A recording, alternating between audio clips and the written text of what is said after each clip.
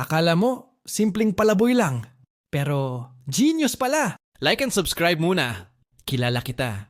Si Kintaro, nakatapos ng law school sa edad na 25. Pero imbes na magtrabaho sa opisina, pinili niyang maglibot sa buong Japan at mag-aral sa tinatawag niyang University of Life. Sa bawat bayan na madaanan niya, iba-iba ang trabaho niya. Minsan janitor, minsan part-timer sa ramen shop, minsan naman tumutulong sa malalaking kumpanya. Pero kahit gaano kababa o katas ang trabaho, ibinubuhos niya ang buong lakas at talino niya. At sa bawat karanasan, may natutunan siya, hindi lang skills, kundi mga aral sa buhay. At oo, pati sa pag-ibig.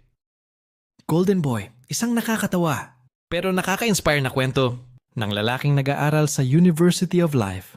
Baka sa huli, matutunan mo rin na minsan, ang pinakamahalagang aral ay nasa labas ng libro.